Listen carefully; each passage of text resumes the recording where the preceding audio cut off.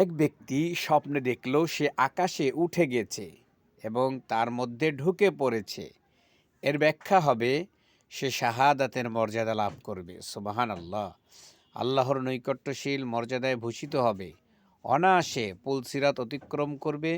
তদুপরি লোক সমাজে তার সুনাম সুখ্যাতি ছড়িয়ে পড়বে।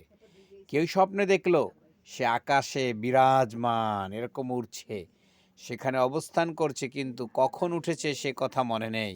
এর ব্যাখ্যা হবে প্রথমত পার্থিব জীবনে সে সম্মানের অধিকারী হবে, অতঃপর শাহাদাতের মর্যাদা লাভে ধন্য হবে। বলো সুবহানাল্লাহ। সূর্য দর্শন।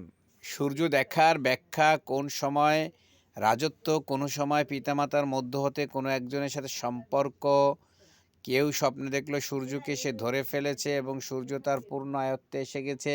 এর ব্যাখ্যা হলো এর আলো যদি পরিষ্কার উজ্জ্বল হয় এবং তার সাথে কিরণের প্রখরতা তীব্র থাকে, তাহলে সূর্যের যে পরিমাণ অংশ সে ধারণ করেছে সেই অনুপাতে সে রাজত্ব পাবে, ক্ষমতার অধিকারী হবে।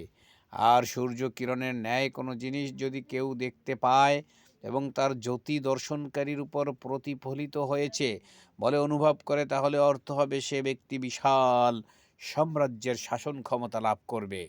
অনুরূপ সূর্যগ্রহণ কোনো পরিবর্তন বা তার মধ্যে কোনো ত্রুটি দেখতে পেলে তার প্রভাব হয় দেশে কিংবা অঞ্চলে অথবা পিতামাতার কোনো একজনের উপর প্রতিফলিত হবে।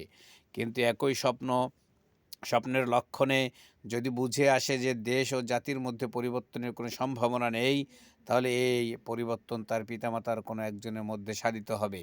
কেউ স্বপ্নে দেখল সূর্যের সাথে সে ঝগড়া করছে, এর অর্থ হবে সে তার দেশে বিবাদ শুরু হবে অথবা পিতামাতার কোনো একজনের সাথে তার ঝগড়া কারণ হবে।